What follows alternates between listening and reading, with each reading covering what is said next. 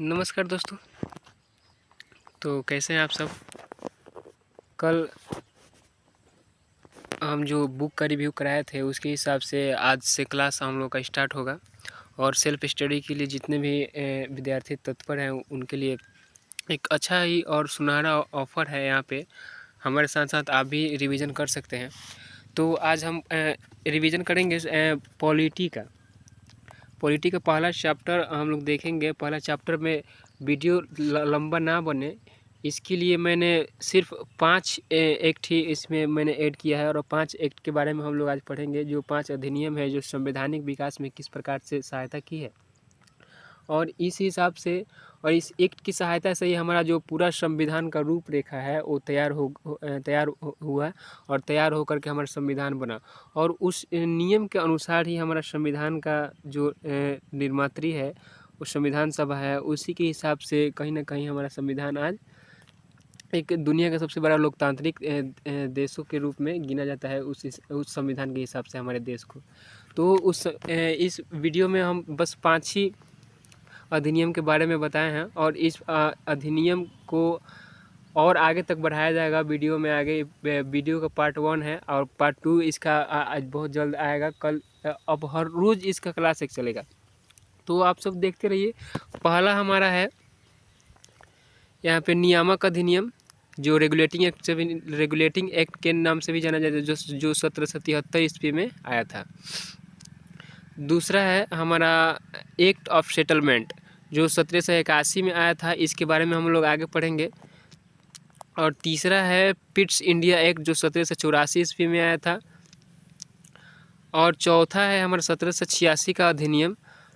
और पाँचवा है 1793 का चार्टर अधिनियम। और इसके बाद पाँचवा अधिनियम के बाद से हर एक 20 साल पे जो अभी अधिनियम आया है हर एक 20 साल पे ही आया है, इसके पहले नहीं आया है। तो इसके बाद का हम लोग पढ़ेंगे 1813 का चार्टर अधिनियम ना। तो आज हम लोग इस वीडियो में हम लोग पढ़ेंगे कि वीडियो का रूपरेखा क्या है, कि इसमें हम लोग 5 अधिनियम के बारे में पढ़ेंगे। पहला नियामक अधिनियम 1773 में आया था, एक्ट ऑफ सेटलमेंट 1781 में आया था, और पिट्स इंडिया एक्ट जो 1784 में आया था, और 1786 का अधिनियम के बारे में पढ़ेंगे, और 1793 के चार्टर अधिनियम में पढ़ेंगे। तो वीडियो को आगे बढ़ाते हैं, तो देखते रहिए। तो आइए स्टार्ट करते हैं वीडियो को। तो हमारा संविधान का विकास किस प्रकार से हुआ, संविधान के विकास से संबंधित कुछ प्रमुख अधिनियमों का हम लोग अध्ययन करेंगे। यहाँ पे जो प्रमुख हम लोग का अधिनियमों का वर्णन है लाइन बाय लाइन हम लोग यहाँ देखेंगे। तो सबसे पहला अधिनियम है हमारा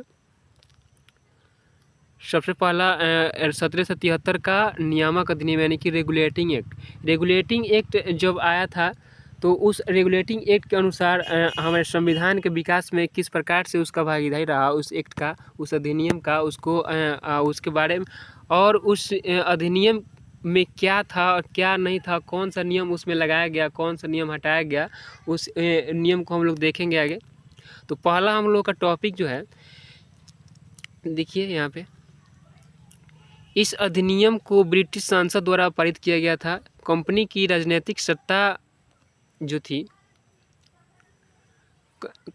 कंपनी की राजनीतिक सत्ता के विस्तार के साथ कंपनी के क्रियाकलापों को करने के लिए इस अधिनियम का निर्माण किया गया था। यानी कि जो अंग्रेजी ईस्ट इंडिया कंपनी 16 ईस्वी में भारत में स्थापित हुआ, जब सबसे पहले सूरत में हुआ था, तो उसका जो भी नियम और क्रियाकलाप था, उस कंपनी के नियमों को और क्रियाकलापों को नियमित ढंग से चलाने के लिए इस नियामक अधिनियम को लाया गया था, जो 1773 में आया था। रेगुलेटिंग एक्ट के नाम से भी जाना जाता है। इसका आगे का पॉइंट्स देखिए। इस अधिनियम के अंतर्गत कलकत्ता प्रेसिडेंसी में एक सरकार की स्थापना की गई, जिसमें गवर्नर जनरल और उसकी परिषद में 4 सदस्य थे। ये अपनी सत्ता का उपयोग संयुक्त रूप से करते थे। यानी कि कलकत्ता प्रेसिडेंसी में एक सरकार की स्थापना की गई जिसमें गवर्नर जनरल और उसके 4 परिषद थे, जो संयुक्त रूप से यानी कि मिलजुल कर अपनी सत्ता का संचालन करते थे। आगे देखिए इसमें क्या है। इसके अंतर्गत बम्बई और मद्रास चेन्नई प्रेसिडेंसी की सरकारों को कलकत्ता की सरकार के अधीन कर दिया गया। यानी कि जो पहले रेगुलेटिंग एक्ट के पहले जो बम्बई और मद्रास का प्रेसिडेंसी जो था वो कलकत्ता सरकार की प्रेसिडेंसी के अधीन कर दिया गया। यानी कि ये जो दोनों प्रेसिडेंसी जो था, बम्बई और मद्रास का प्रेसिडेंसी, इन दोनों के सत्ता का भागीदारी किसके हाथों में चला गया? कलकत्ता की सरकार, यानी कि कलकत्ता की सरकार की प्रेसिडेंसी के अधीन कर दिया गया। यानी कि दोनों का कार्यभार कलकत्ता सरकार ही देखेगी, कलकत्ता की प्रेसिडेंसी ही देखेगी। तो यहाँ तक जाने हम लोग। आगे देखिए, इस अधिनियम के अंतर्गत ब्रिटिश ताज को बंगाल में एक उच्चतम न्यायालय की स्थापना के लिए अधिकृत कर दिया गया, जिसके क्षेत्राधिकार बंगाल, बिहार और उड़ीसा तक विस्तृत था। उड़ीसा का अभी उड़ीसा पहले जो नाम था उसको आज उड़ीसा के नाम से भी जाना जाता है। तो इस अधिनियम के तहत ब्रिटिश ताज को बंगाल में एक उच्चतम न्यायालय की स्थापना के लिए अधिकृत कर दिया गया। यानी कि बंगाल का जो ताज है उसके अनुसार उच्चतम न्यायालय की स्थापना के लिए अधिकृत कर दिया गया, जिसका क्षेत्राधिकार कहाँ कहाँ था?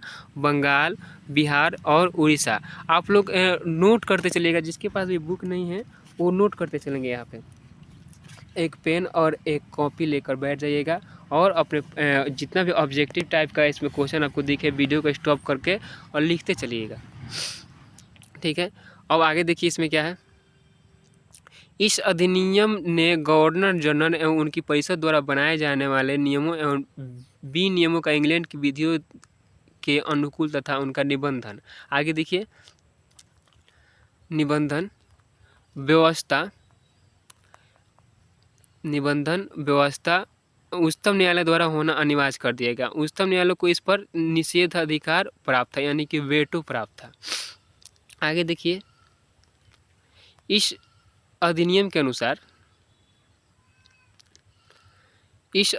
अनुसार गवर्नर जनरल की परिषद द्वारा निर्मित नियमों एवं अधिनियमों के विरुद्ध ब्रिटिश सरकार से अपील की जा सकती थी।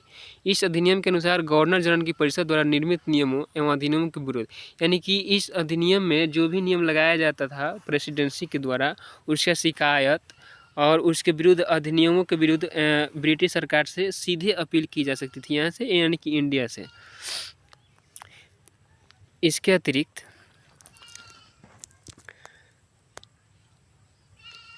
अतिरिक्त इंग्लैंड के सपरिषद राजा को गवर्नर जनरल और उनकी परिषद द्वारा निर्मित नियमों को 2 वर्षों की अवधि तक अस्वीकृत करने का अधिकार प्राप्त था। यानी कि इस अधिनियम के अनुसार इंग्लैंड के सपरिषद,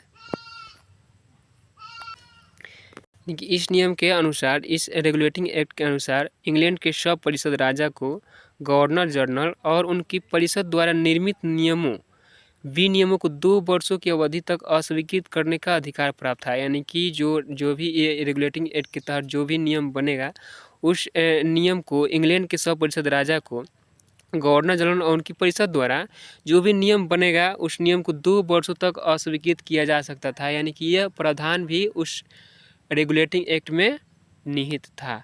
तो एक रेगुलेटिंग एक्ट पूरा समाप्त हो चुका है। कब आया था रेगुलेटिंग एक्ट? 1773 में, जिसको नियामक अधिनियम के नाम से भी जाना जाता है। तो इसको नोट कर लीजिएगा। आगे देखिए क्या है।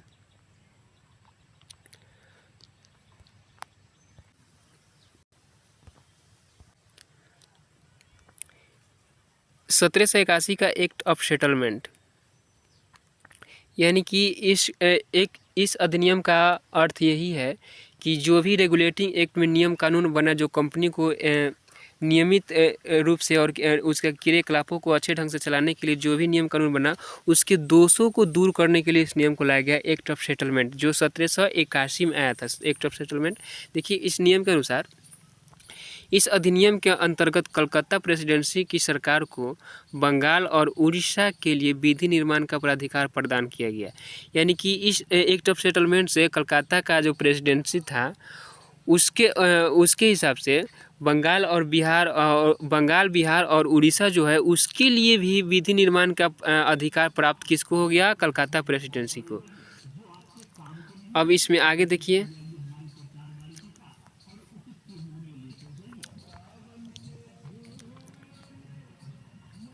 इस अधिनियम के माध्यम से कंपनी के व्यापारिक एवं राजनीतिक क्रियाकलापों को अलग अलग किया गया, जैसे कंपनी का निर्देशक बोर्ड और नियंत्रण बोर्ड, यानी कि इसमें 2 बोर्ड लाया गया। इस अधिनियम के माध्यम से कंपनी के व्यापारिक और राजनीतिक, यानी कि राजनीतिक मामला के लिए नियंत्रण बोर्ड और कंपनी व्यापारिक मामला के लिए कंपनी का निदेशक बोर्ड, यानी कि बोर्ड ऑफ कंट्रोलर BOC और एक BOD यानी कि बोर्ड ऑफ डायरेक्टर, 2 नियम इसमें लाया गया।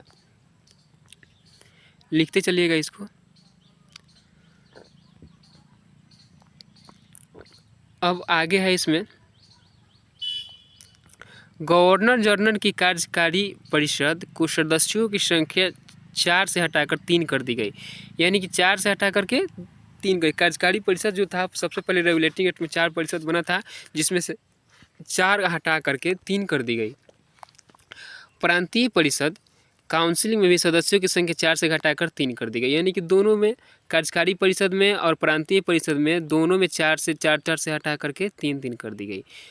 इस अधिनियम का मुख्य उद्देश्य गवर्नर की कार्यकारी परिषद तथा सर्वोच्च न्यायालय के बीच संबंध को मजबूत करना था। इस अधिनियम का मेन उद्देश्य यही था कि जो गवर्नर जनरल की कार्यकारी परिषद है तथा सर्वोच्च न्यायालय है, उनके बीच के संबंधों को मजबूत करना था। यानी कि सर्वोच्च न्यायालय और जो कार्यकारी परिषद है गवर्नर की, जो सरकार की कार्यकारी परिषद है और सर्वोच्च न्यायालय है, दोनों के बीच में रिलेशनशिप कैसे स्थापित किया जाए, इसको देखते हुए इस नियम को लाया गया था।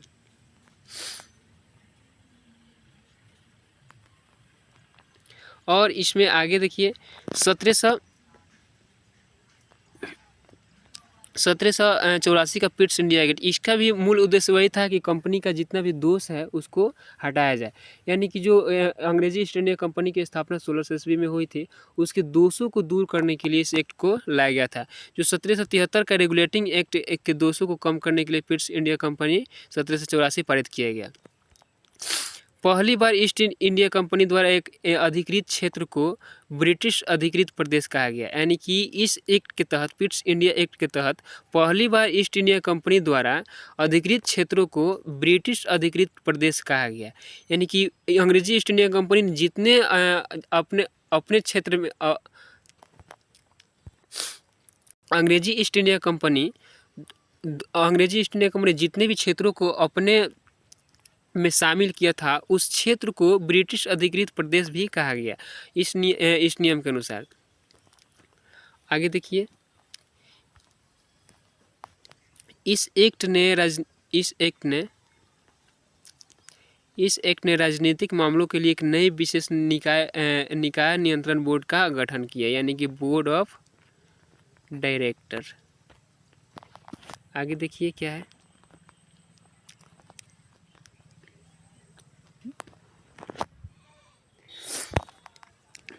इस एक्ट पिट्स इंडिया एक्ट में 1784 का पिट्स इंडिया एक्ट में 6 कमिश्नरों के नियंत्रण बोर्ड की स्थापना की गई। इसे बोर्ड ऑफ कंट्रोल कहा गया। 6 कमिश्नरों के नियंत्रण बोर्ड की स्थापना की गई, यानी कि 6 कमिश्नरी होगा, उसका एक नियंत्रण बोर्ड होगा जिसे बोर्ड ऑफ कंट्रोलर कहा गया। बोर्ड ऑफ कंट्रोलर के सदस्यों की नियुक्ति ब्रिटिश क्राउन ताज द्वारा की जाती है, यानी कि जो भी प्रांतीय शासन की व्यवस्था थी उसके अनुसार ब्रिटिश क्राउन द्वारा बोर्ड ऑफ कंट्रोल के सदस्यों की नियुक्ति की जाती थी। आगे देखिए क्या है, अब आता है 1786 का अधिनियम। अब उसके बाद आएगा 1793 का चार्टर अधिनियम, उसको देखेंगे। और पहले इसको देखिए, 1786 का चार्टर अधिनियम।